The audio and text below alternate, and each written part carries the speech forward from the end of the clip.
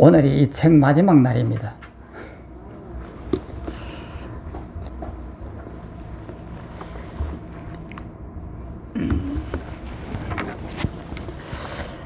(331페이지를) 보겠습니다.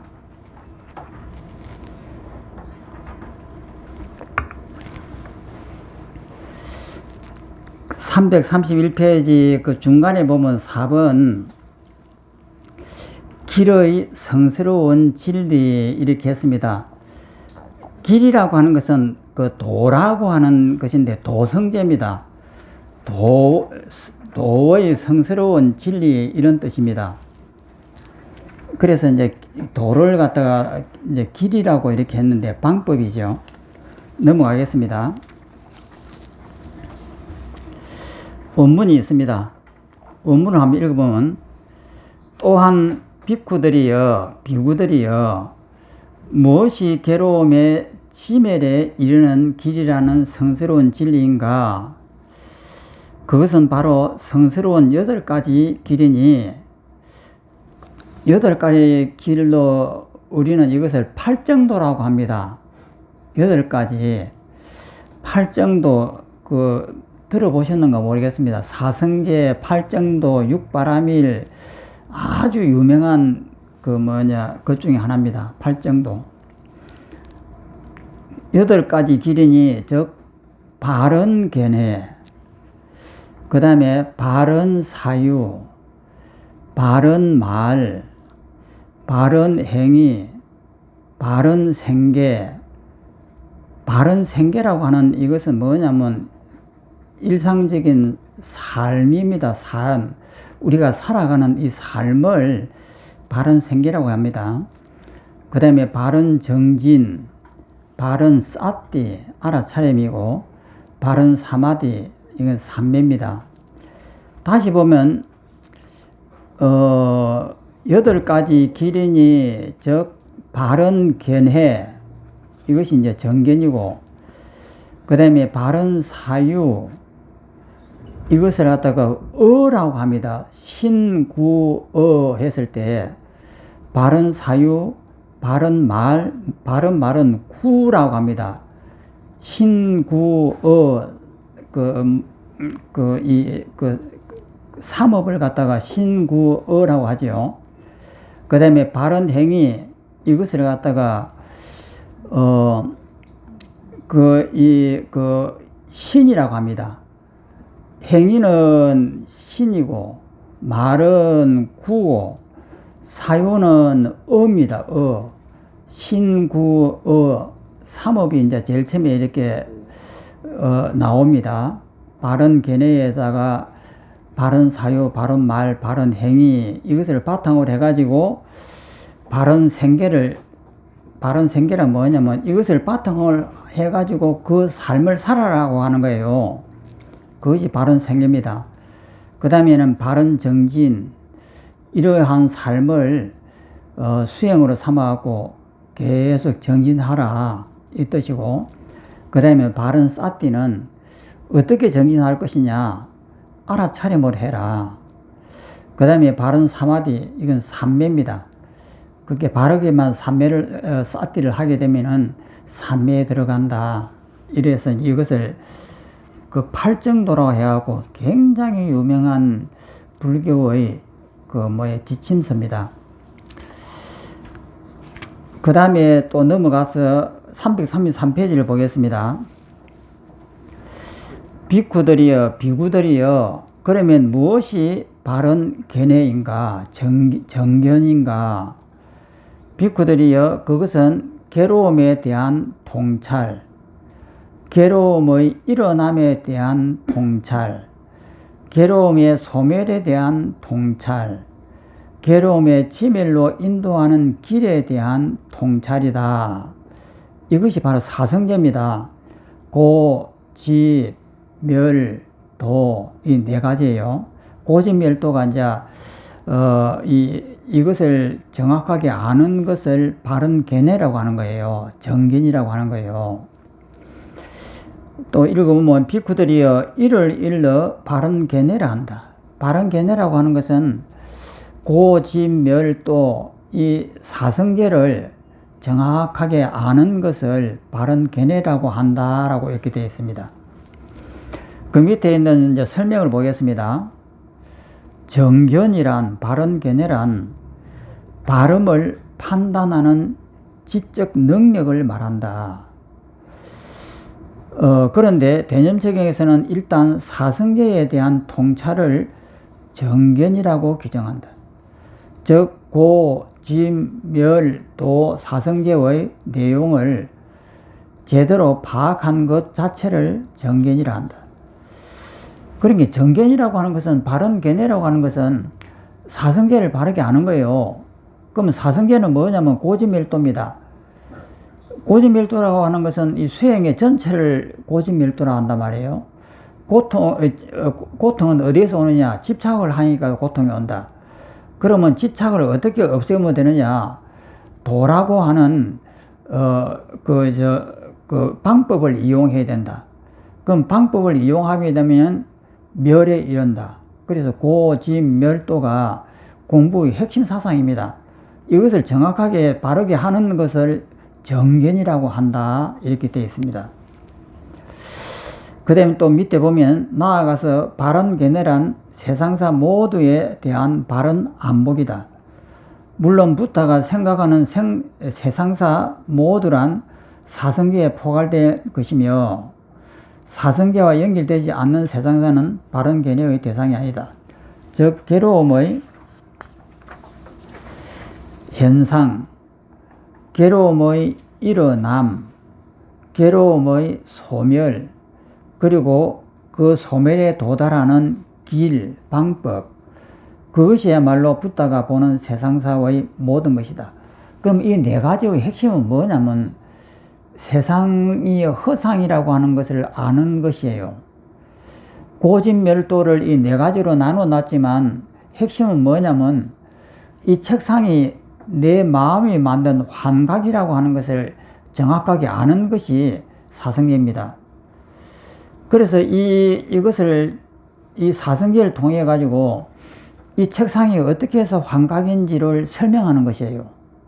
그러면 그 마지막 이 도라고 하는 것을 통해 가지고 이 책상이 왜 환각인지를 그 방법을 설명하고 이것을 갖다가 환각인 줄 알게 하는 방법이 무엇이냐, 이것이 도성제입니다. 그럼 이 도성제가 팔정도예요.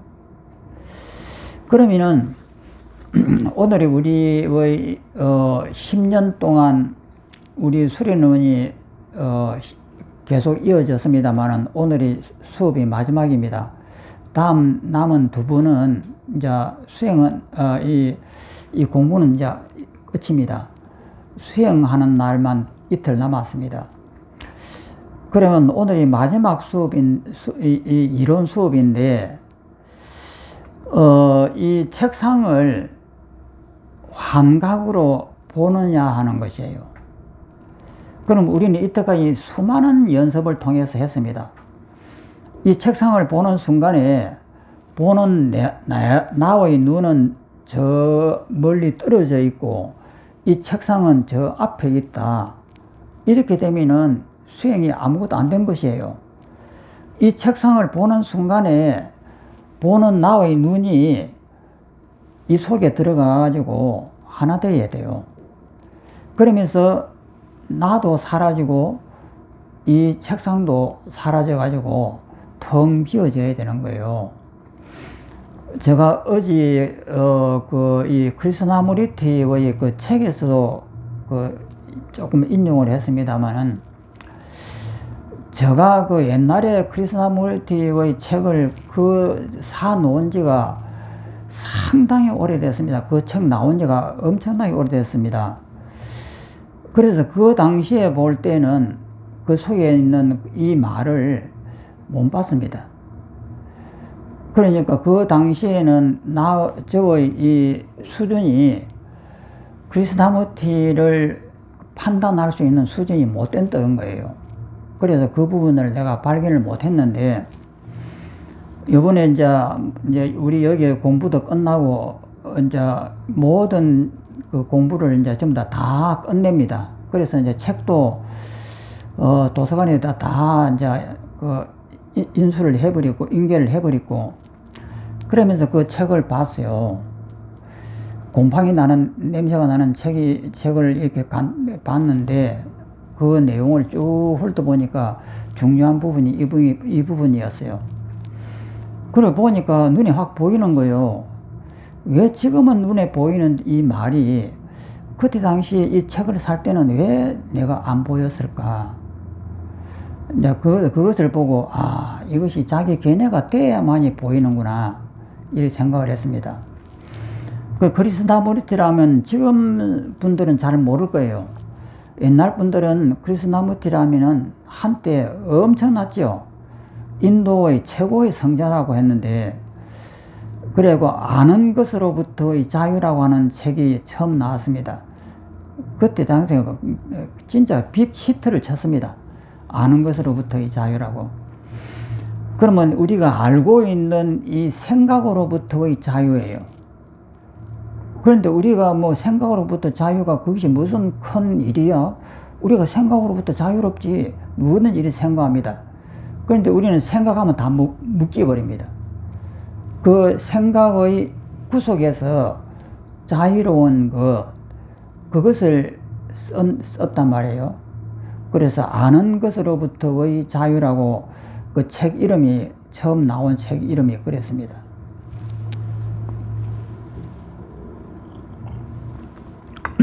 그래서 크리스나무티는 불교 수행자가 아닙니다. 힌두교 수행자입니다. 그러니까 힌두교의 수행자이기 때문에 이 선정 위주의 수행인데 특이하게도 선정 위주의 수행만 한 분이 아니에요. 아주 지혜가 뛰어났기 때문에 그 어떤 사유 능력이라든지 이런 것이 굉장히 뛰어났거든요. 그랬기 때문에 사유를 통해 가지고 이 선정을 갖다가 저절로 얻었던 분이에요. 그래서 그 말씀 속에서 그 내용이 있는 겁니다. 그 뒤에 보면 공간을 만들어라. 큰 지혜의 큰 공간을 만들어라. 이것이거든요. 그러면 큰 공간이라고 하는 것이 뭐냐면은 선정에 들어갔을 때 이 책상을 보면은 책상하고 하나가 되는 순간 이 무한대의 공간이 생깁니다. 그래서 그것을 인도의 힌두교에서는 이 자리가 아트만이다. 이 자리가 바로 브라만이다. 우주와 내가 하나가 딱 되는 이 자리가 브라만이다. 그래서 이것을 최고의 진리라고 봤습니다. 그런데 서가모니는 이것을 최고 진리라고 안 본 거예요. 그러면 하나가 되는 이 현상도 결국은 내가 느끼는 내 감정이기 때문에 내 업이에요. 그래서 그것까지도 부정합니다.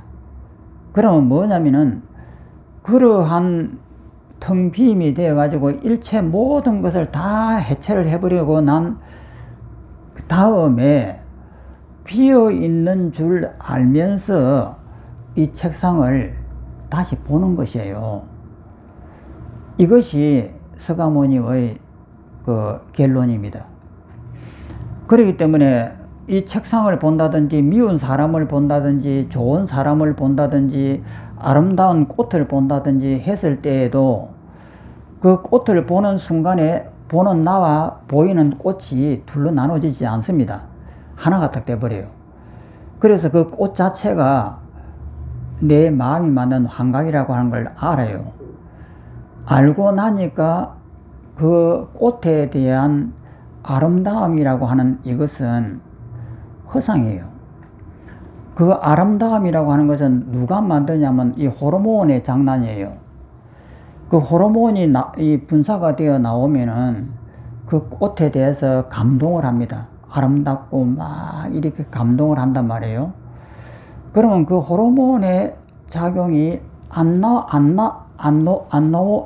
나오면은 감정이 없는 거예요. 꽃을 봐도. 그래서 그 꽃과 내가 하나가 됐을 때에 그 모든 감정이라든지 이런 것이 전부 다 사라지고 보는 나와 보이는 대상이라고 하는 이 두 간격이 없어져 버려요.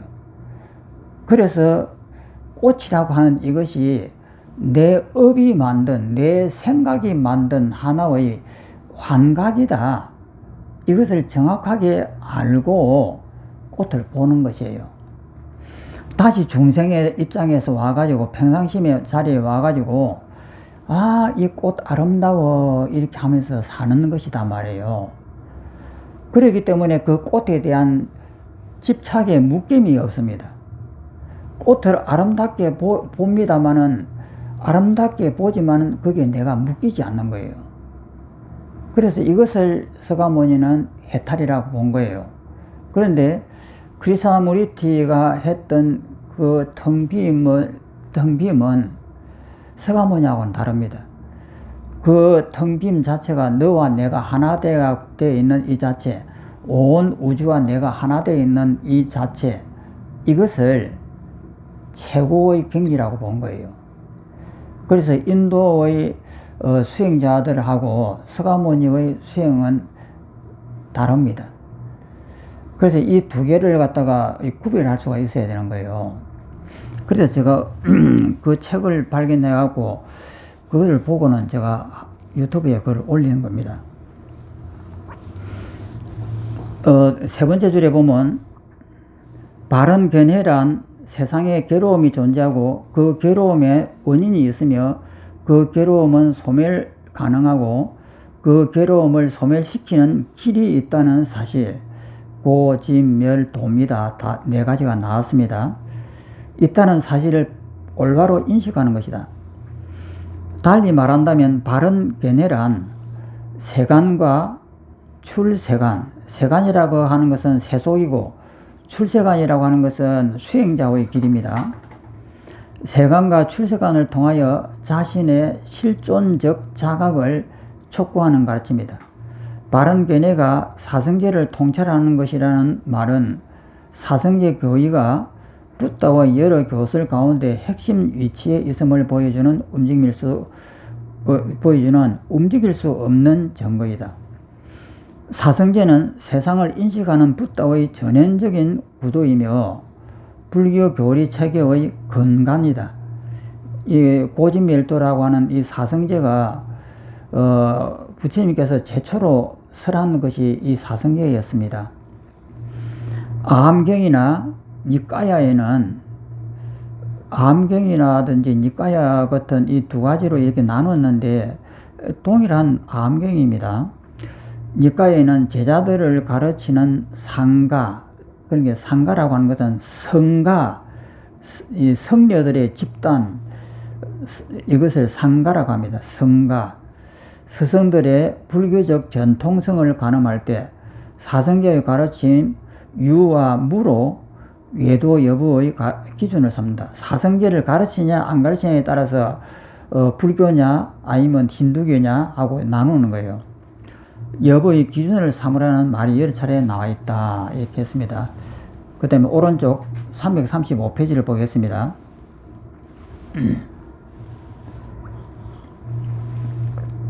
한번 읽어봅니다. 비구들이여, 그러면 무엇이 바른 사유인가?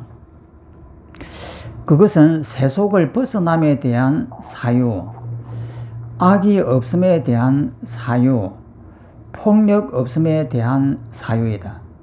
비구들이여, 이를 일러 바른 사유라 한다. 그러면 이 바른 사유라고 하는 것이 이제 한문으로는 정사유입니다. 정사유. 바른 사유라고 하는 것이 과연 무엇이냐? 바른 생각이라고 하는 것이 뭐냐는 거예요. 그럼 밑에 이제 설명을 한번 보겠습니다.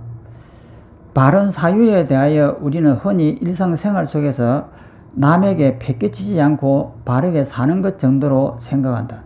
물론 그러한 의미도 포함되어 있겠지만 내깜말한 출가를 생각하고 출가를 단행하는 것에 대한 사유가 원래의 뜻이다. 원래의 의미는 세속을 벗어나가고 수행자의 길로 출가를 해라. 이것이 그 원래의 뜻이다라고 하는 거예요. 이 법문이 출가자 비구를 주된 대상으로 하고 있음을 상기하라. 그때 당시는 그 전부 다 출가한 사문들을 위한 법문이었으니까 그렇습니다. 그러니까 이제 이 세속을 벗어나고 수행의 길로 들어서라라고 하는 것을 이제 말을 했지만은, 이제 요즘 같으면은 무슨 말을 하냐면은 세속의 이 구속을 벗어나 가지고 바른 길로 가라, 이 내용이 되는 거죠. 그 다음에 두 번째, 악이 없음에 대한 사유란 다른 사람에 대하여 나쁜 감정이 없는 상태를 가리키는 것만이 아니다. 다른 사람에 대하여 화를 내지 않는 마음도 뜻한다. 그러니까 마음속에 남을 미워한다든지 이런 마음이 없어야 된다. 그러면 우리가 남을 미워하지 않은 마음이 없으면 그 뭐 도인이지 무엇이요? 항상 마음속에는 시기 질투가 항상 같이 따라 있는데, 그러면 남을 시기하지 않고 미워하지 않는 마음가짐을 가진다고 하면 그것은 도인이죠. 그래서 이제 그런 이제 남을 미워하고 시기 질투하는 이런 마음들을 갖다가 없애는 것이 바른 사유다 이라는 거예요. 그 다음에 이제 세 번째가 폭력 없음에 대한 사유란 폭력을 통하여 다른 사람에 대하여 해를 끼치지 않는 상태를 가리키는 것뿐만 아니라 폭력을 행사하고 싶어하는 마음을 내지 않음을 말한다. 모든 가르침이 서로의 관계, 영리의 바탕을 두고 있다. 뭐 이것만 안 하면은 남한테 시비하지 않고, 남한테 남 미워하지 않고, 남한테 언어로서 폭력을 한다든지 말로서 폭력을 한다든지 뭐 여러 가지의 위협하는 이런 것을 행하지 않는다. 그럼 그것이 도인이죠. 그것을 없애려고 하면 어떻게 바르게 사유를 해야 될 것이냐. 예를 들어서 상대가 밉다. 그러면 상대가 미운 이유는 뭐냐면은 상대가 나보고 너 왜 그렇게 바보처럼 그렇게 무능하냐 이렇게 하면은 내가 성질이 낸단 말이에요. 왜 성질이 내느냐? 나 똑똑한 사람이야. 너가 왜 나를 무시해? 이러는 거예요. 그럼 내가 왜 똑똑하지? 결국은 나라고 하는 이것이 있다는 것이에요. 나라고 하는 것은 지수화풍입니다. 지금도 공기 들어 마시지 않으면 죽습니다. 그러니까 이 지금 태양의 따뜻한 기온이 있으니까 지금 우리가 이게 사는 거예요. 만약에 태양이라고 하는 저 물체가 여기에서 딱 사라지는 순간에 우리 이 방은 영하 273도가 됩니다. 그러면 당장 얼어 죽습니다. 그러면 나라고 하는 이것이 있는 것이 아니고 이 나라고 하는 것을 만드는 요소들이 모임이 되어 가지고 가상적으로 나라고 하는 거예요. 그래서 이것을 갖다가 이해를 바르게 했을 때에는 나를 내세울 것이 하나도 없는 거예요. 그러니까 누가 나를 바보라고 한다고 해도 그래 바보라고 하든가 말든가 하고 아무 화를 내지 않아야 된단 말이에요. 그런데 뭔가 나라고 하는 것이 있다라고 생각하고 나를 지켜야 된다는 생각이 있으니까 바로 화가 나는 거예요. 그래서 이런 것을 생각하는 것이 바른 사유입니다. 하나하나를 그 이치를 바르게 생각해 보는 것이 바로 바른 사유예요. 그러면 이 사유가 바르게 되면은 화를 낼 필요도 없고 폭력을 할 필요도 없고 어떤 것에 대해서 미워하거나 원망한다든지 나를 지키려고 한다든지 이런 마음이 없는 거죠. 그럼 그것이 바로 자유다 이 말이죠. 그렇게 하는 것이 바른 사유다 이 내용입니다. 그럼 이런 내용들은 전부 다 우리가 10년 동안 계속해서 반복해서 배웠던 그 내용들이에요. 그 다음에 이제 다음 장으로 337페이지를 보겠습니다.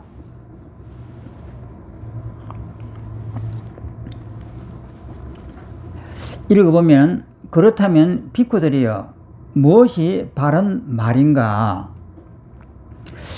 거짓말을 삼가고 중상모략을 삼가고 거친 말을 삼가고 잡담을 삼가는 것이다.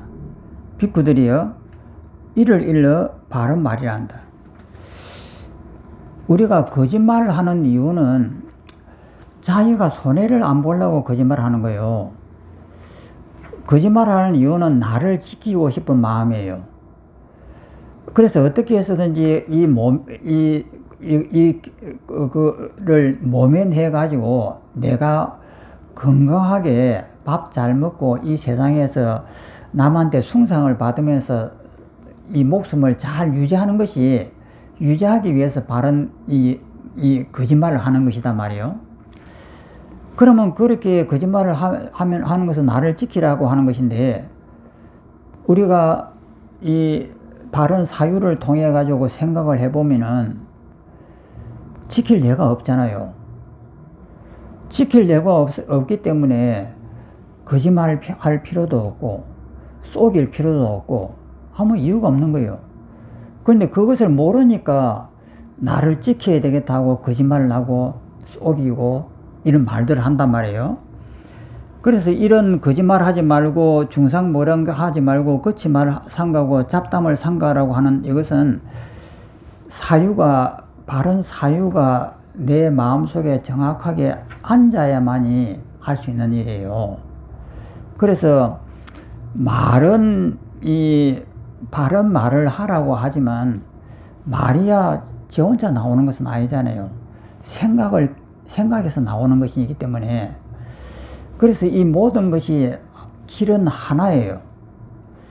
즉 말해서 나라고 하는 것에 대해서 내가 정확하게 알고 있느냐는 거예요. 내 몸뚱이가 무엇이냐, 이것이 나냐, 내가 아니에요. 그러면 우리는 수행을 통해서 나라고 하는 것을 무수하게 해체해보고 내가 없다라고 하는 것을 많이 해체를 해봅니다. 그러면 내가 없는 상태에서 내가 뭐 때문에 거짓말을 하지? 뭐 때문에 속이지? 아무 이유가 없는 거예요. 그것을 모르니까 이런 것이 나온다 이 말이에요. 그래서 바른 말이라고 하는 것은 저절로 되는 것이 아니고 깊은 사유에 의해 가지고 이 몸이 환각이다라고 하는 것을 정확하게 알아야 됩니다. 그래야만이 바른 말이 나오는 거예요. 또 넘어갑니다. 338페이지를 한번 설명을 한번 읽어보겠습니다. 신, 구, 몸과 입과 마음, 이 신구이를 갖다 삼업이라고 합니다. 신구, 삼업 가운데 사람이 살면서 가장 많이 짓는 업은 업이다. 생각의 업이다. 나타나지 않지만 우리는 마음속으로 다른 사람에 대하여 수없이 많은 죄업을 짓는다. 다음으로 많은 죄업은 구업이다. 입으로 짓는 업이다. 구업은 업보다 생각으로 짓는 것보다 빈도수가서는 적을지 몰라도 상대에게 치명적인 상처를 입을 수가 있다. 입술에 3초가 가슴에 30년이라는 말처럼 별다른 생각 없이 던진 한마디가 상대에게 심각하게 나쁜 영향을 미칠 수가 있다. 그렇지만 알아차림 속에 깨어있는 명상수행자는 그 말들을 삼갈 수가 있다. 그러니까 입으로 하는 이 거짓말을 하지 말라고 하는 이 말만 가지고 되는 일이 아니에요. 이 말을 우리가 정확하게 이해하기 위해서는 수많은 경전이 필요한 거예요. 그러면 거짓말을 할 때에 첫 번째 알아차림이 되어야 됩니다. 거짓말 내 입에서 상대를 갖다가 속이기 위해서 말을 하려고 했을 때 바로 알아차림이 시작되어야 되는 거예요. 그러면 내가 거짓말을 하려고 한다는 걸 알아요. 그러면 알아차림이 되면은 대묻습니다. 왜 거짓말을 하려고 하니? 남한테 얕보이지 않으려고, 나를 높이고 싶어서, 이런 자기 의도가 보여요. 그러면 의도가 보이면 거기서 또 알아차림을 해보면 왜 그런 의도를 내느냐. 내 몸을 건강하게 하고 잘 먹고 잘 살면서 남들로부터 존경을 받으면 이 몸을 유지하기가 더 편리하기 때문에 그렇다.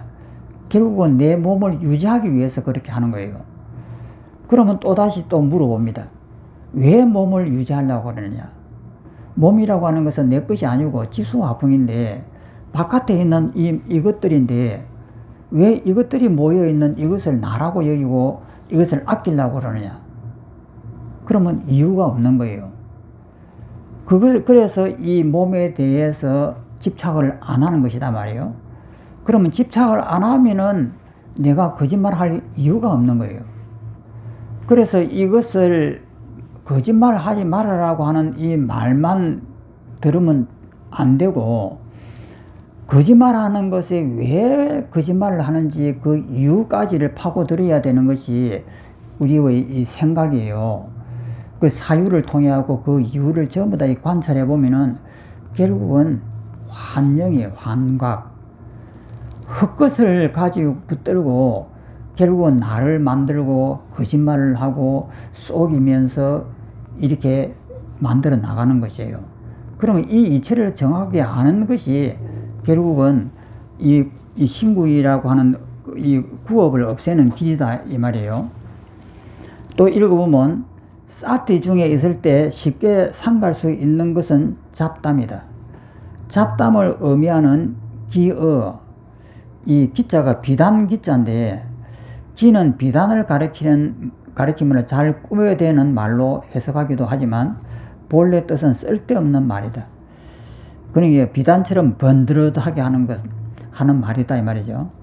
자신이 얼마나 쓸모없는 잡담을 하며 살고 있는지를 하루 생활을 돌이켜보면 적시 알 수가 있다. 심리학자들은 말한다. 오늘 한 말 가운데 90%는 어제 한 말이라고. 한편 기어, 잡담의 의미는 잡담을 제한하라는 데에만 있는 것이 아니라 일상생활 전반에서 감각을 절제하라는 의미도 있다. 만약 부다가 현대에 산다면 휴대폰을 사용을 절제하는 계율을 내놓았을 것이다. 이 속이려고 하고 번들어한 말을 하고 이 잡담을 하는 이 이유를 가만히 자기한테 보는 거예요. 내가 왜 이런 말을 하고 있지? 하고 알아차림을 해보면은 금방 알 수가 있습니다. 그런데 그런 알아차림을 안 하니까 이런 말을 계속 하는 거예요. 근데 알아차림을 해갖고 딱 들여다보면은 속이 훤하게 보이죠. 이게 속이 훤하게 보였을 때 이것 전부 다 가짜구나 했을 때 그것을 탁 끊어버릴 수가 있는 거예요. 그러면 말을 하려고 하다가 바로 자기가 죽어버리는 거예요. 그러니까 말하는 주체와 말하는 대상이 다 사라져버려요.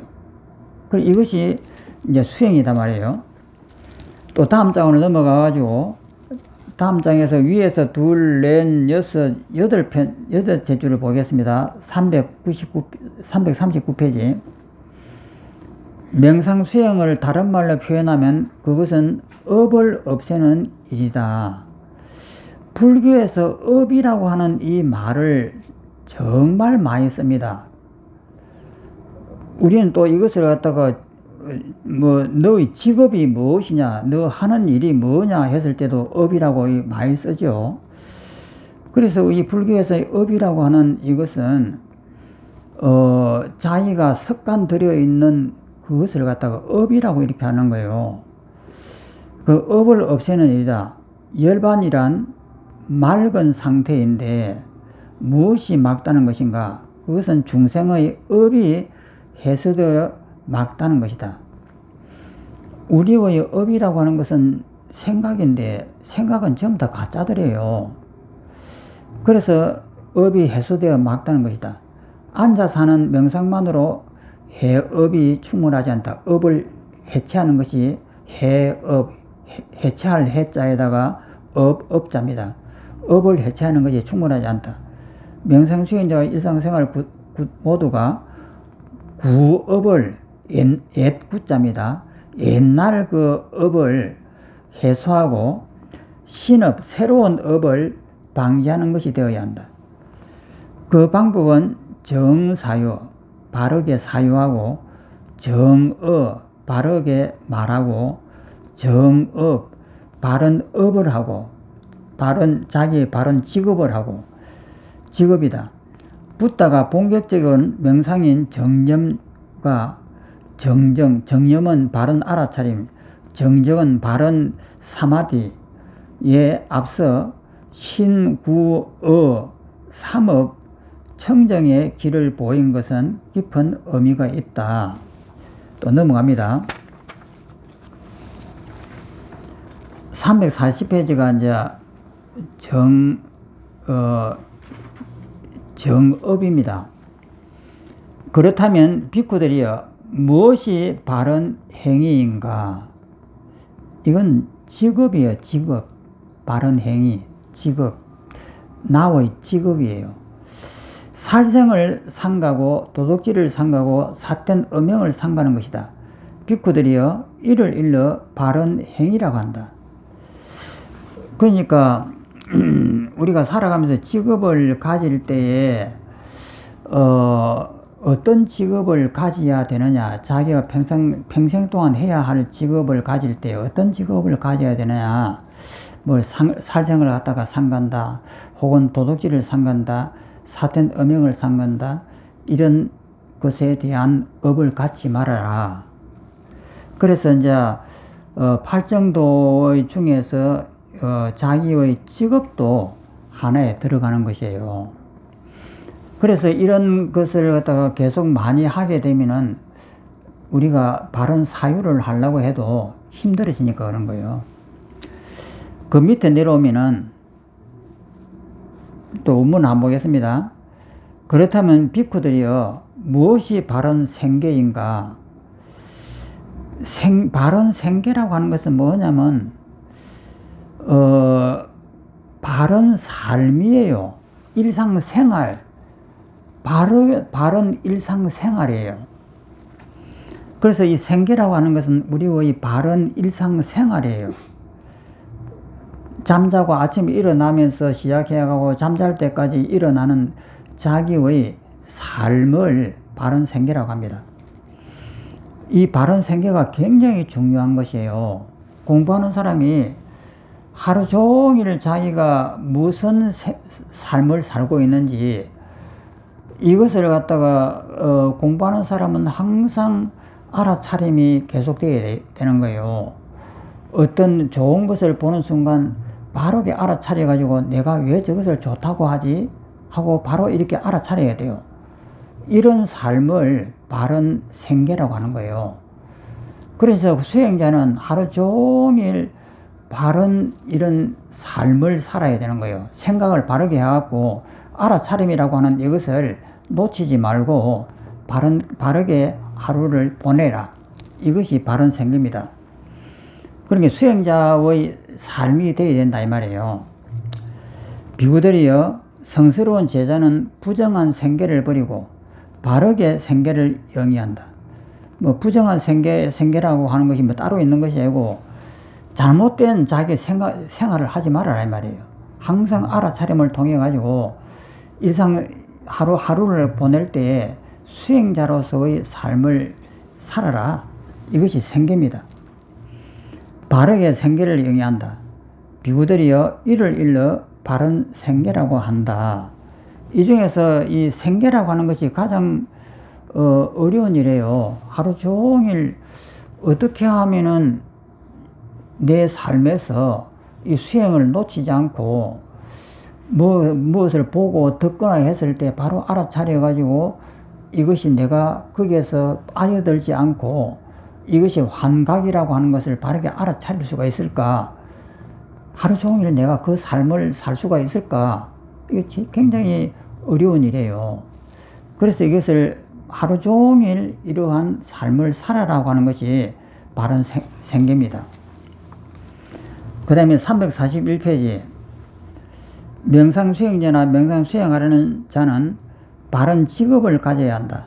오늘날의 직업이 다양한 사회에서 바른 행동에 적합하지 않은 직업은 멀리 피할 필요가 있다. 적어도 다른 사람과 생명 그리고 자연과 평화에 해를 끼치지 않는 직업을 가져야 한다. 그래서 정업이라고 하는 것은 바른 직업인데, 내가 이제 하루 종일 거짓말하는 직업을 갖고 있다든지 남을 속이는 직업을 갖고 있다든지 이렇게 되면은 공부하려고 하면 힘들죠. 그 다음에 또 이제 그 밑에서 둘, 넷, 여섯, 일곱 체질로 보겠습니다. 전통적으로 불교인들은 정명, 바른 생계, 정명을 팔증도 가운데에서 상대적으로 소홀하게 다뤄왔다.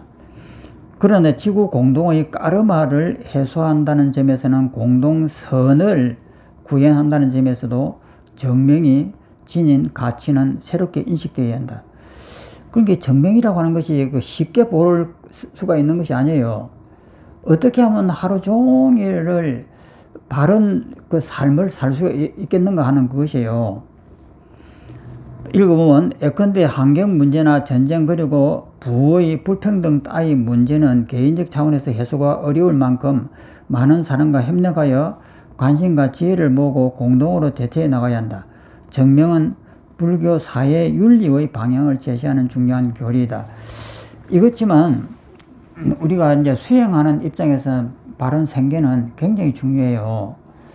아침에 일어나고 저녁에 잠잘 때까지 내가 무슨 생각을 하느냐는 거예요. 어떤 삶을 살고 있느냐. 그래 보면 하루 종일 이 공부에 대한 생각은 사라지고 그냥 현실 세계에 뛰어들어서 사는 데 집중을 합니다. 그래서 간혹 가다가 공부에 다시 알아차림이 생겨가지고 내가 지금 무엇을 하고 있지 하는 생각은 한 번씩은 하겠지만은 하루 종일 잊어버린단 말이에요. 그렇게 되면 안 된다 이 말이에요. 그러니 이게 습관이 돼가지고 저 같은 경우는 뭐냐면은 꽃을 보면 좋다 하는 생각이 딱 일어나면은 이 호르몬 장난이네 이렇게 돼요. 그리고 내가 기분이 좋다, 기분 좋다 이러면 호르몬이 장난나네. 내가 뭔가를 좋아한다라고 하는 것은 뭔가 호르몬이 분사가 됐다는 거예요. 그래서 그 호르몬의 장난에 의해 가지고 마치 저 꽃이 예쁜 것처럼 보여요. 만약에 호르몬이 분비가 안 되면은 그 꽃이 예쁠 수가 없는 거예요. 그리고 이제 상쾌한 가을 날씨 단풍을 쫙 보면서 와 단풍이 예뻐 하면서 뭔가 기분이 상쾌해집니다. 그러면 그것이 뭐가 상쾌해지냐면 호르몬이 나와서 그래요. 그러면 그때마다 호르몬이 나와서 내가 또 이런 것을 바뀌네. 그러면서 나를 죽여버리는 거예요. 죽여버리고 그 대상과 하나가 돼버려요. 그러면 아무것도 없어요. 그러면 이것이 내 마음에서 만들어낸 것이구나. 이것을 금방 압니다. 그러니까 우리가 사중계 때 되면은 굉장히 기분이 상쾌하고 쾌활하고 좋고 막 이렇게 떠들고 막 이렇게 하는 그 이유가 전부 다 호르몬 장난이에요. 그 나이가 들면서 이런 기쁨이라든지 이런 것이 점점 적어지는 것은 그 호르몬이 적게 나온다 이 말이에요. 그러니까 우리가 이 세상을 보면서 저 꽃이 예쁘다 아니면 복권을 탔는데 10억짜리를 탔다. 엄청나게 기분이 좋아졌습니다. 그러면 내가 복권을 10억짜리를 타가지고 돈 쓸 생각을 하니까 기분이 좋아한다. 아니에요. 호르몬이에요. 호르몬이 나와가지고 나를 갖다가 엄청나게 기분을 갖다가 좋게 이렇게 막 만드는 거예요. 그런데 그 10억이라고 하는 것이 필요 없는 사람한테는 그런 호르몬이 안 나오는 거예요. 그러니까 기분 좋아할 이유가 하나도 없는 거죠.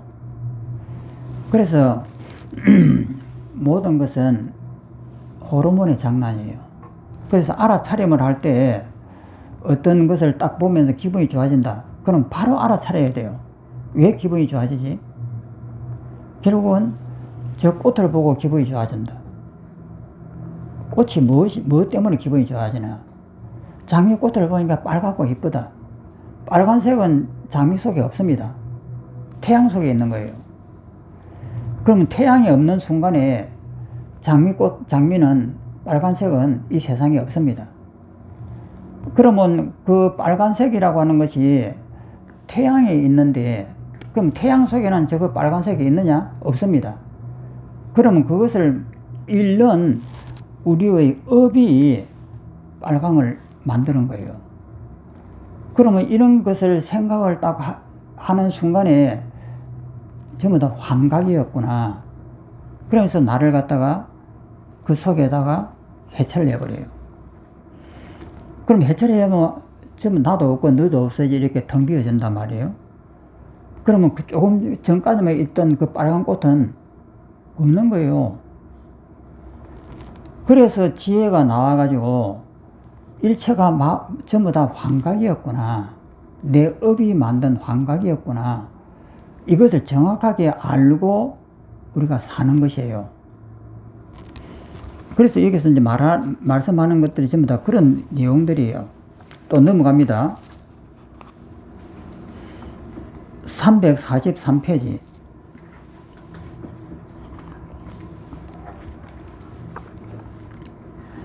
그렇다면 비쿠들이여, 무엇이 바른 정진인가? 이 정진이라는 것은 수행하는 그 삶을 정진이라고 하잖아요. 바른 정진인가? 비쿠들이여, 여기 비쿠는 아직 일어나지 않는 사악하고 선하지 않는 담마들, 즉 법입니다. 법들이 일어나지 못하도록 어려움을 일으켜 노력하고 마음을 격려하여 매진한다. 이미 일어난 사악하고 선하지 않은 담마들을 제거하기 위하여 어려움을 일으켜 노력하고 마음을 격려하여 매진한다. 이 두 가지가 나왔습니다. 아직 일어나지 않는 것을 갖다가 말하고 이미 일어난 것에 대해서 이 두 가지를 나누어가고 이야기하고 있는 거예요. 마음을 격려하여 매진한다. 아직 일어나지 않은 선한 담마들을 일어나도록 의욕을 일으켜 노력하고 마음을 격려하여 매진한다. 일어나지 않은 선한 법이라고 하는 건 진리잖아요. 진리를 일으키려고 내가 노력을 하고 나쁜 것은 없애려고 노력하라. 이 내용입니다. 마음을 격려하여 매진한다. 이미 일어난 선한 담마들을 지속시켜 사라지지 않게 하고 그것들을 확장시켜 완전한 성취를 향한 의욕을 일으켜 노력하고 마음을 격려하여 매진한다. 비구들이여 이를 일러 바른 정진이란다. 그러니까 바른 정진이라고 하는 것은 뭐냐면은 내 마음에서 이렇게 이 책상을 보면서 책상은 사각형이네 하는 순간에 해체를 해버려야 돼요. 이것이 바른 정진입니다. 그럼 이거 해체하는 순간에 이 보는 나와 이 보이는 책상이 하나가 돼 가지고 이것이 무한대로 넓어져요. 그 순간에 그 상태에서 바라보면은 책상이라고 하는 것은 내가 만든 환각이었네. 이걸 깨닫는 거예요. 그러면 이제 좋은 것을 볼 때도 마찬가지고 미운 것을 볼 때도 마찬가지입니다. 바로 내가 죽어야 돼요.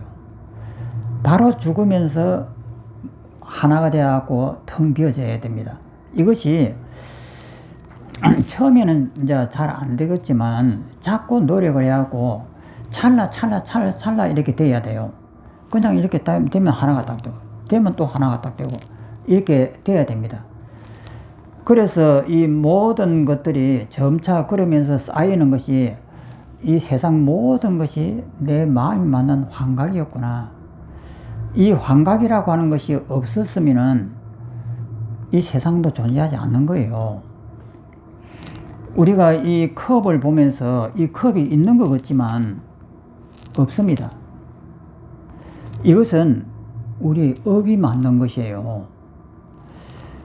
예를 들어서 앞으로 100년 후 정도가 되면은 요즘 같이 이제 AI가 이렇게 발전될 것 같으면은 앞으로 100년 후 정도 되면은 아마 몸은 필요가 없을 거예요. 우리 몸뚱이라고 하는 이런 거치장스러운 것은 필요가 없단 말이에요. 그러면 머릿속에 있는 기억 정보만 여기 빼가지고 수소나 산소 속에다 심어 놓으면은 천리 만리도 그냥 빛보다 빠른 속도로 갈 수도 있고, 그러면 그런 상태가 되었을 때에 이 컵이 물체냐? 아니에요. 여기 빛이나 전파가 마음대로 통과해도 하나도 걸리지 않습니다. 요즘 그 물리학자들 이야기를 들어보면은 옛날에는 이 컵은 원자들의 알갱이로 모여 있다고 그랬습니다. 그러면 그 원자 하나를 보면 원자 속에 전자가 몇 개 있는데 중성자, 원자 속에 중성자가 있고 전자가 있고 이런데, 그것을 요즘에는, 옛날에는 원자가 이 계란만 하다고 하면은, 손톱만 하다고 하면은, 포도알만 하다고 하면은, 전자는 원자를 갖다가 운동장만큼 확대하게 되면은 그 속에 있는 전자는 포도알만 하다고 이렇게 표현했었어요. 그런데 요즘 물리학자들은 그것보다도 약 1조 배를 크게 보더라고요. 그러니까 원자 하나를 크게 확대하게 되면은 그냥 이 우주의 일부분만큼 넓어지는데 그 속에 전자가 있대요. 그러니까 그 전자를 볼 수 있는 확률은 너무나 적다는 거예요. 그러면 이 속은 전부 다 비어 있는 거예요. 우리는 이것이 물체로 보이지만 실제로는 원자 속은 전부 다 비어 있는 거예요. 그 물체는 아예 없는 것이에요. 그런데 우리는 이게 딱딱한 물체로 보인단 말이에요. 이것이 우리의 업이죠. 그런데 우리가 만약에 원자나 전자 속에다 우리의 기억 정보를 심어가지고 이런 데를 통과한다고 하면은 이 컵이라든지 책상이라든지 이런 건 이 세상에 존재하지 않는 거예요. 그래서 이 모든 이런 지구라든지 우주라든지 우린 집이라든지 이런 것들이 실제 존재하는 것 같지만은 이건 존재하는 것은 아니에요. 우리의 업이에요.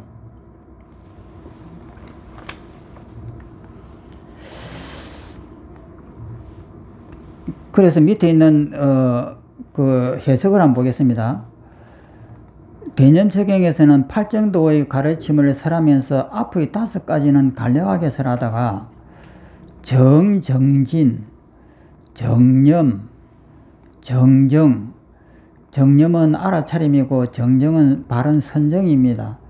예, 이르러서 그 양이 급증한다. 설명이 굉장히 많아지죠. 그것은 팔정도 가운데 앞의 5가지도 중요하지만 명상수행에서는 이들 3가지가 특히 중요하다는 것을 방역한다. 어떤 면에서 앞의 5가지 명상수행을 위한 예비적 성격을 지닌다면 정정진, 정진과 정념과 정정 등 3가지는 명상수행에 대한 본격적인 적용으로 보아도 좋다. 붓다는 그러한 의미에서 이 3가지에 대하여 상대적으로 더 신경을 쓴다. 그래서 제일 중요한 것은 바른 생각이니 이런 것도 중요하지만 제일 중요한 것은 바른 싸띠가 중요하고 바른 정진이 중요하고 바른 선정이 중요한 거예요. 삼매를 얻는 것이 중요합니다. 그 장 밑에서 2, 4, 6, 8, 9째 줄에 보면은 열심히 정진하려는 데에는 용기와 더불어 지혜가 동반되지 않으면 안 된다. 지혜로움이 바탕이 된 용기야말로 정진의 본래 뜻이다. 해야 할 것이라고 지혜로 판단한 것은 힘써 행하고 해서는 안 될 것이라고 지혜로 판단한 것은 힘써 행하지 않는 것이 정진이다. 정진이라고 하는 것은 여기 있는 이런 설명도 물론 맞지만은 계속 하루 종일 싸티를 하는 것이에요. 싸티를 하면서 내가 마음에서 어떤 자극을 받으면 바로 해체를 해야 되네요. 해체해갖고 그 즉시에서 공이 돼야 됩니다. 그 공이 되는 것이 찰나적으로 이렇게 돼야 돼요. 그것을 계속 하는 것이 정진이에요. 힘써 행하는 과정에서의 인내 또한 정진에 포함되는 개념이다. 바른 정진의 행위는 제거함과 취함의 두 가지로 전개된다. 제거할 대상은 선하지 않는 담마, 법이며 담마는 법입니다. 취해야 할 대상은 선한 담마, 법인데 그것을 버리거나 취할 때 강력하고 결단력 있게 실행하는 태도를 정진이라고 한다. 그래서 여기 정진은 하루 종일 내가 알아차림을 놓치지 않는 것이에요.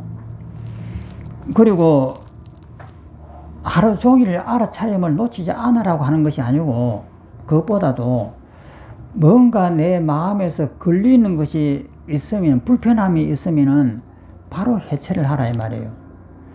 이 불편함이 뭐 때문에 일어나지? 하고 바로 알아차림을 들어가야 돼요. 들어가서 딱 보는 순간에 이 모든 것이 허상이에요. 처음에는 그 과정을 이렇게 심도 있게 연습을 하게 됩니다. 미운 생각이 일어나면 왜 미운 생각이 일어나지?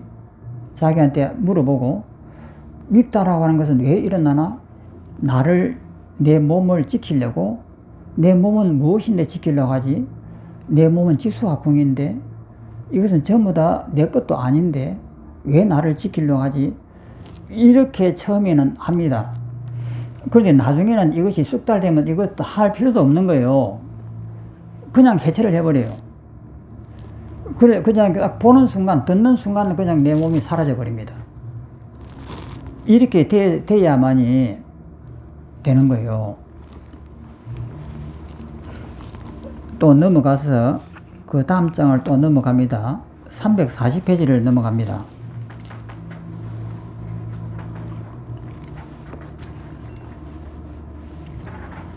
읽어보겠습니다. 그렇다면 비쿠들이여 무엇이 바른 사띠인가? 알아차림입니다.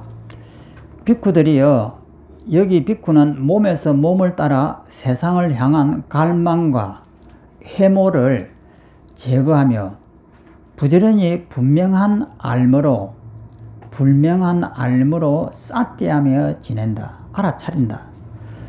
또 그 다음에 느낌에서 느낌을 따라 세상을 향한 갈망과 해모를 제거하며 부지런히 분명한 알므로 사띠하며 지낸다. 마음에서 마음을 따라 세상을 향한 갈망과 해모를 제거하며 부지런히 분명한 알므로 사띠하며 지낸다. 그 다음에 담마입니다. 담마에서 담마를 따라 세상을 향한 갈망과 해모를 제거하며 부지런히 분명한 알므로 사띠하며 지낸다. 비쿠들이여, 이것이 바른 사띠라고 한다. 이 사띠는 하루 종일 하면 좋겠습니다만은 뭔가 불편하다라고 할 때만 해도 됩니다.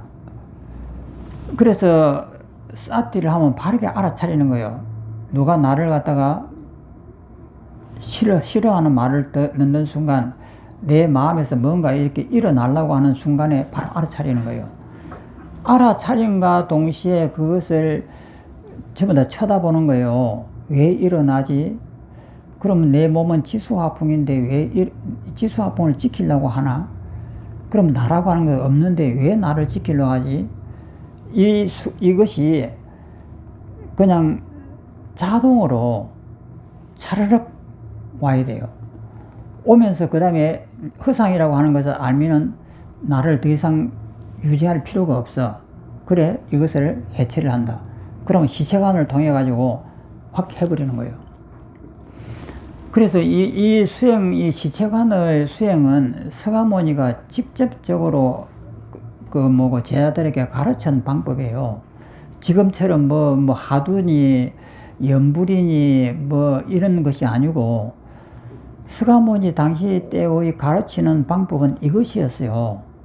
화장터에 가고 화장하는 그것을 관하게 하고, 그 공동모지에 가고 시체가 죽어가는 것을 그것을 관하게 하고, 그 다음에 내 몸뚱이를 보면 전부 다 이 심장이 있고 뭐가 장기가 있다, 이런 것이 마치 자루에 쌀자루에 콩이고 팥이고 담겨 있는 것처럼 보듯이 이렇게 본단 말이에요. 그 다음에 이제 이 백골관 같은 것을 해가지고 백골을 갖다 환하게 본다든지, 이렇게 이런 수행을 했습니다. 그러니 그 수행의 흔적이 어디에 제일 많이 남아 있느냐면은 인도의 북부 지방, 지금은 티베트 말고 북부, 인도 북부의 그 나다크에 많이 있어요. 티베트보다도 나다크에 많이 있습니다. 물론 나다크 사람은 티베트 사람들이에요. 그리고 이 네팔 사람들이고. 그런데 그쪽에 이렇게 여행을 하다 보면은 이 시체과이라든지 이런 것이 너무나 많습니다. 그때 우리 팀에서 그 나다크를 갔을 때도 그 헤미스 꼼파라든지 그 열에 몇 개의 꼼파를 봤는데, 그저 꼼파 하나를 보고는 나는 진짜 감동을 했습니다. 그 시체를 갖다가 전부 다 그 껍데기를 벗겨 가지고 안장을 삼고 해골을 갖다가 주릉주릉 달고 이렇게 말 안장을 담아 갖고 막 이렇게 그 달리는 이런 탱아들, 그리고 이 줄을 이렇게 만들어갖고 거기에다가 여기는 콩밭 걸어놓고, 여기는 창자 걸어놓고, 여기는 누나를 걸어놓고, 여기는 햇바닥을 걸어놓고 막 이렇게 쭉 걸어놓은 이런 것들. 그러니까 그것을 왜 걸어놨겠어요? 그 당시에는 그런 수행을 했다는 거예요. 그것이 그 흔적이 가장 많이 남아있는 것이 나다크더라고요. 그래서 그것은 뭐냐면 이 대념처 경이 모델이거든요. 그래서 이제 이런 모델을 했고, 그 다음에 그 티베트 같은 경우는 사람을 갖다가 불에 태운다는 것도 아니고, 그냥 산에다 부패하는 것도 아니고, 독수리 밥으로 줘버리잖아요. 그럼 이런 이런 수행들이 옛날에는 많이 행해졌다는 거예요. 그래서 이 수행을 우리는 이런 수행을 정말 많이 했습니다만은 지금 어떻는가 모르겠습니다. 지금 잘 되는가 모르겠습니다. 그냥 저 같은 경우는 하루에다 무수하게 합니다. 앉아 있다가도 밥 먹다가도 그냥 내가 이렇게 사라져 버려요. 그러니까 밥을 먹다가도 그냥 이렇게 마음만 먹으면은 그냥 이렇게 내가 이렇게 사라져요. 그러면 처음부터 이렇게 됐느냐면 아니에요.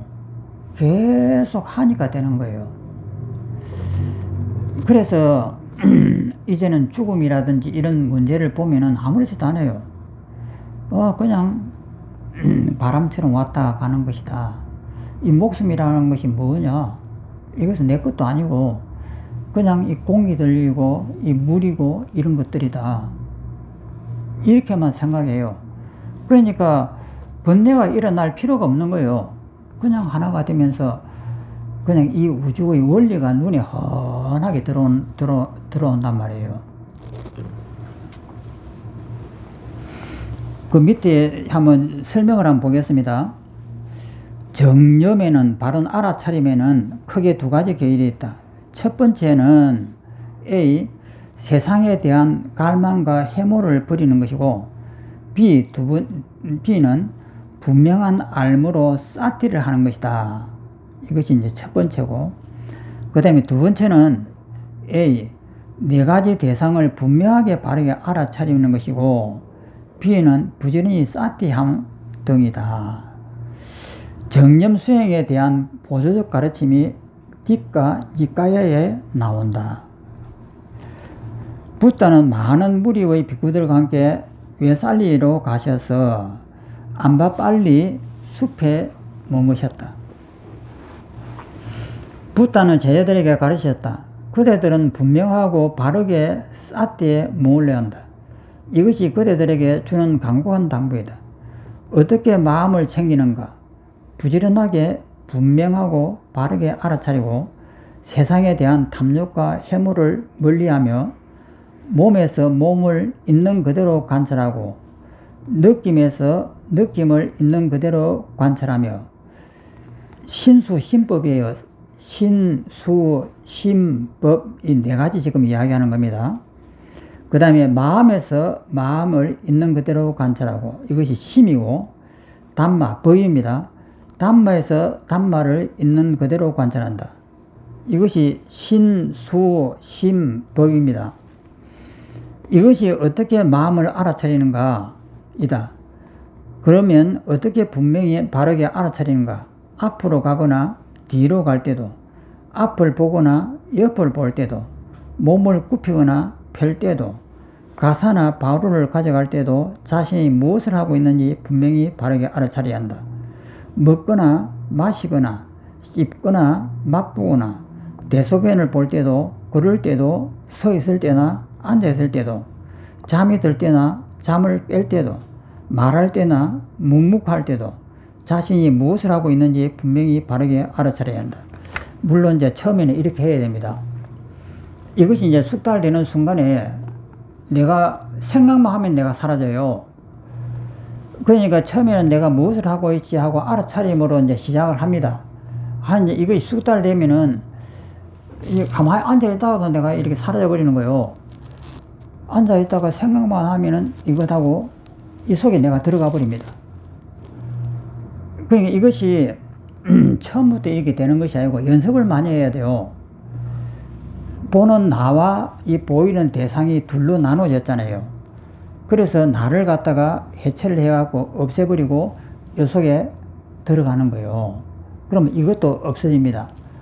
그럼 이것을 계속 해야 돼요. 그래서 여기서 뭐 신수심법을 한다고 하지만은 이것을 계속 하는 거예요.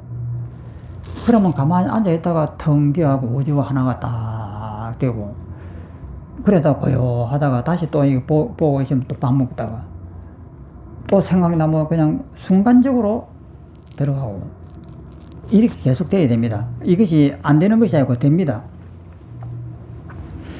분명하게 바르게 알아차려야 한다. 이것이 어떻게 분명히 바르게 알아차리는가 이다. 안으로 신수심법을 관찰하여 지낸다. 밖으로 신수심법을 관찰하며 지낸다. 안팎으로 신수심법을 관찰하며 지낸다. 신수심법에서 일어나는 현상을 관찰하며 지낸다. 신수심법에서 사라지는 현상을 관찰하며 지낸다. 그러니까 일어나는 현상을 보고 그 다음에 싹 하면 이것이 사라져버려요. 그래서 사라지는 현상을 관찰하며 지낸다. 신수심법에서 일어나기도 하고 사라지기도 하는 현상을 관찰하며 지낸다. 신수심법이구나 라고 사티를 잘 확립하여 지혜만 있고 사티만이 현존할 때까지 가래와 사견, 삿된 견해에 의지하지 않고 지낸다. 세상에 대해서 아무것도 집착하지 않는다. 또 넘어가서 348페이지. 여기에 나오는 정념, 바른 알아차림입니다. 염자는 알아차림이에요. 정념에 관한 법문은 대년초경 전체에 20회나 출연하며 하나의 절을 마감할 때마다 나오는 그 대목과 상당 부분 일치한다. 공통되는 것은 무상, 항상함이 없다, 영원한 것이 없다. 이 무상에 대한 이해와 자각, 그것을 방해하는 갈망과 해모의 제거, 그것을 이제 무상을 방해하는 것이 이제 갈망을 한다든지 해모를 한다든지 이것이니까 갈망과 해모의 제거, 그것을 바르고 분명하게 알아차리는 것이다. 그것이 사티 공부의 핵심이라는 것이다. 이 공부법은 대년초경뿐만 아니라 붓다의 모든 명상수행법에 흐르는 공통점이라 할 수 있다. 팔정도의 정념과 정정의 또 한 가지 눈에 띄는 변화는 알아차림이라는 용어가 빠자나띠로부터 사띠로 돌아오고 있다. 사띠하고 빠자나띠의 구별을 잘해야 됩니다. 사띠는 알아차림이지만 빠자나띠는 알아차림뿐만 아니에요. 생각을 하는 것이에요. 바른 이치를 이렇게 구분하면서 생각을 하는 것이 빠자나띠입니다. 대녀처경에서 흔히 사띠와 빠자나띠를 혼용하여 알아차림을 표현하는 용어로 사용하고 있는데, 독립적으로 사용할 때는 사띠에 비하여 빠자나띠의 빈도와 비중이 더 높다. 사띠는 그냥 알아차리는 것이지만 빠자나띠는 그 이해까지를 포함하는 것이에요. 그런데 묘하게도 경의 시작과 말미에는 다시 사띠로 돌아가고 있다는 점이 흥미롭다. 그 이유는 다음과 같다.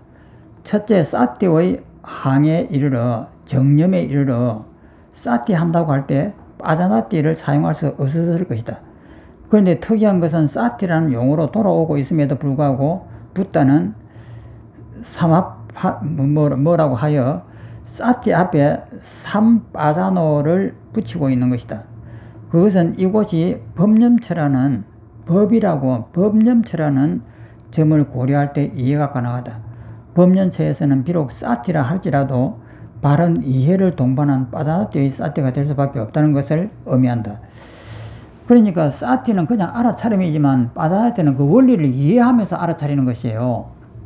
그러니까 빠자나띠가 굉장히 중요하죠. 그 다음에 두 번째, 법년처의 알아차림은 지혜를 동반한 관찰력을 정장하기 위한 알아차림이기보다는 앞의 삼념처, 신수심, 신수심 이 세 가지의 내용을 점검 대조하는 단계이므로 단순한 알아차림이라는 의미의 사띠를 사용하고 있다. 근데 사띠보다는 빠자나띠를 잘해야 돼요. 그러니까 미움이 나를 무시하는 말을 딱 듣는 순간에 빠자나띠가 돼야 돼요. 사띠라고 하는 알아차림만 돼하고는 안 되는 거예요. 생각을 해야 돼요. 그 원리를. 그러니까 왜 미워하지 하고 내가 생각을 해야 되는 거예요. 그것이 빠자나띠입니다. 또 넘어갑니다. 351페이지입니다. 여기가 오늘 마지막 장입니다.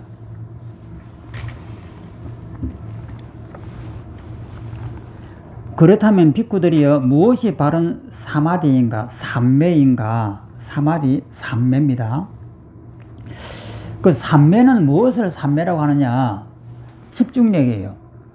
그럼 집중이 되면은 하나가 됩니다.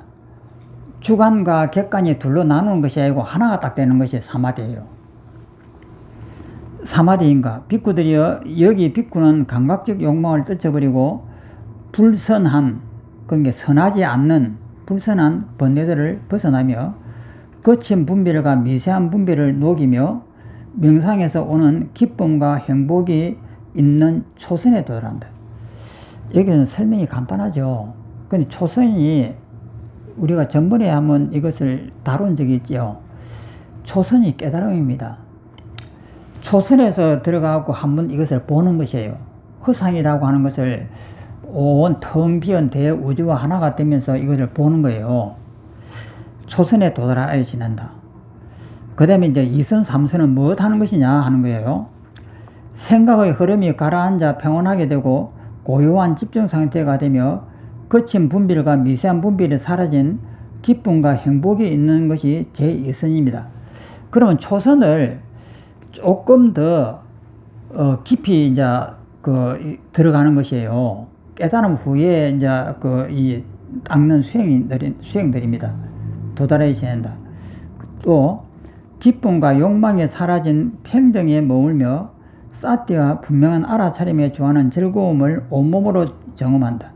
그래야 거룩한 이들이 평정과 사띠에 머무는 행복이라고 묘사하는 제3선에 도달한다.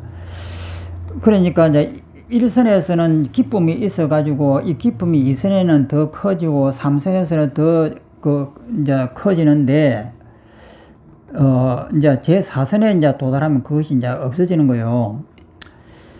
읽어보면 행복도 사라지고 괴로움도 사라지고 전에 있던 기쁨도 슬픔도 멸진되어 괴롭지도 즐겁지도 않는 평정한 사띠의 순수 상태인 제4선에 도달하게 된다. 이 제3선에는 와가고 평상심으로 돌아오는 것이에요. 그러면 제1선에서 깨달음을 얻어서 텅 빈 대허공을 만들어 가지고 거기서 깨달음이 일어났습니다. 그러면 2선과 3선은 그것이 더 극적으로 더 이제 깊어지는 거예요. 그리고 이제 제 사선에 와가지고는 평상심이 도예요. 일체가 전부 다 내 마음이 만든 가짜라고 하는 사실을 정확하게 알았기 때문에 이것이 평상심에서 내가 쓸 수 있는 거예요. 제 사선에 도달하여 지낸다. 비구들의 이를 일러 바른 사마디라고 한다. 그 밑에 있는 설명을 보면 바른 사마디는 선한 마음이 하나 된 상태로 표현한다. 이것이 심일경성입니다. 여기서는 심일경성이라고 되어 있는데 심이 마음이 경은 대상입니다. 대상하고 하나가 됐다 이 말이에요. 주관이라고 하는 이 마음과 대상이라고 하는 경치, 대상이 하나가 된 것을 이 심일경성이라 하는데 이것을 선정을 이렇게 표현합니다. 주관인 나와 대상이 하나가 되는 이 상태를 선정이라고 그래요. 즉 마음이 대상에 선하게 집중되어 있는 상태가 사마디인 것이다. 삼매이다. 또 선정이다. 그러므로 사마디는 마침내 열반에 이르게 하는 선한 의도를 가진 바른 집중이라는 말이 된다. 바른 사마디 앞서 감각적 욕구와 불순한 번뇌를 떨쳐버리는 것이 중요하다. 이것이 초선에 들기 위한 조건이다. 불순한 번뇌는 불선법이라고 번역한다. 또 넘어가서 바른 사마디는 8정도 가운데 나머지 7정도를 동반하지만 특히 명상 수행에서는 바른 정진, 바른 사티 등의 덕목들과 함께한다. 물론 바른 사티에도 다른 두 가지를 바른 정진의 경우도 마찬가지다. 바른 사마디에서 알아야 할 몇 가지 사항들이 있다. 첫째, 사마디가 진전되는 데에는 거친 번뇌, 심과 미세한 번뇌, 심사를 없애는 절차가 필요하다. 심사라고 하는 것은 모든 것을 관찰하는 것을 심사라고 합니다. 또 내면의 번뇌는 수행에 가면서 만나게 되는 당연한 사항이며 그것을 극복 초월하는 것이 사마디의 진전이다. 그러면 두 번째는 사마디의 초기 단계에서는 기쁨과 즐거움이 나타나지만 궁극에는 그것도 사라져 평정에 이르어야 한다. 제1선부터 하고 2선, 3선은 그 기쁨과 즐거움이 막 이렇게 극도로 나타난단 말이에요. 그것도 사라져야 되는 거예요. 평정에 이르어야 한다. 평정인 우백가를 한역할 때 버린다는 의미로 버릴 사자로 처리하는 것은 평정의 의미를 잘 표현한 뛰어난 번역으로 평가된다. 그 다음에 세 번째, 제4선은 사마디의 궁극인 동시에 사티의 궁극이다. 이 단계에 이르면 사티와 사마디는 구분이 하기 어려우며 그것은 명상 수행이 최종적으로 추구해야 할 조화로운 상태이다. 그러니까 제1선에서 나와 너가 하나가 돼가지고 텅 비어지는 거예요. 비어지면서 이 치어가 모두 환각이라고 하는 것을 아는 것이 제1선이에요. 그러면 그것이 이제 수행을 계속 하다 보면은 그 선정의 기쁨과 고요함 속에서 이제 더 깊어지는 거예요. 그래서 3선까지 더 깊어지다가 4선에 와가지고는 이 고요함조차도 내 마음이라고 하는 것을 알기 때문에 그것까지도 놔버리는 거예요. 그러면 평상심 속에서 일체가 허상인 줄 알면서 살아가는 것이 제4선입니다.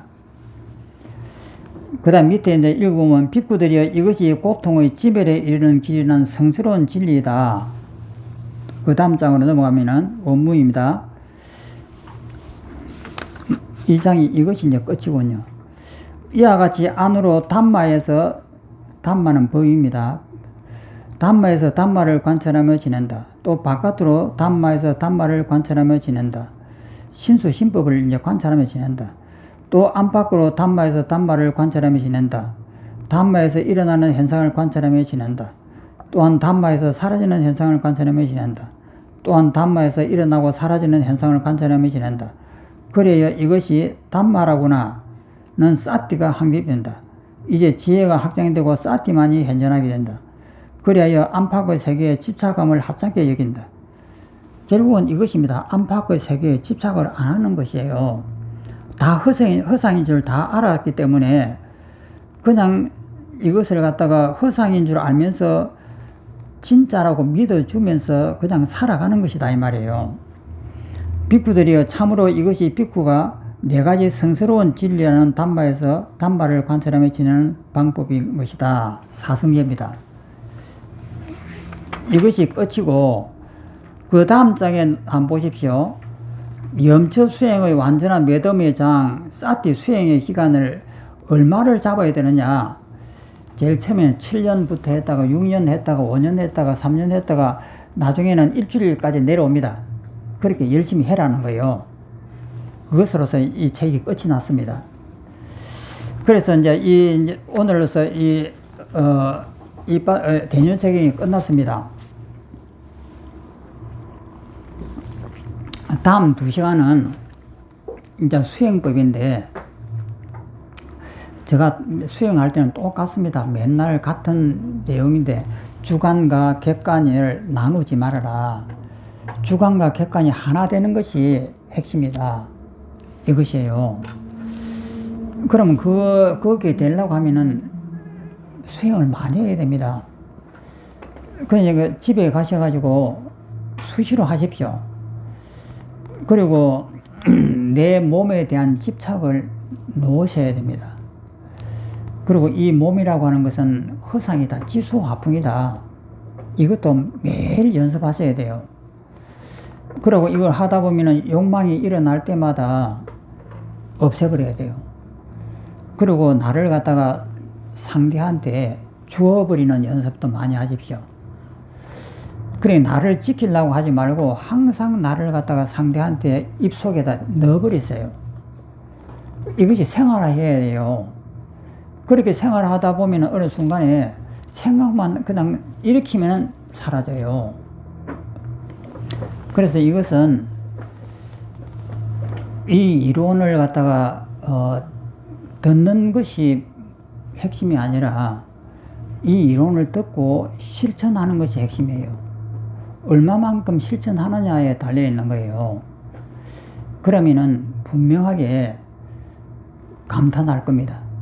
그러면 이 선정에도 들게 되고, 그리고 내가 없는 삶을 살아요. 걸어갈 때도 어떤 데는 내가 없습니다. 그러니까 이 공부를 하게 되면은 좋은 일이 많이 생기니까 공부를 꼭 열심히 하십시오. 자, 오늘 이것으로 끝마치겠습니다.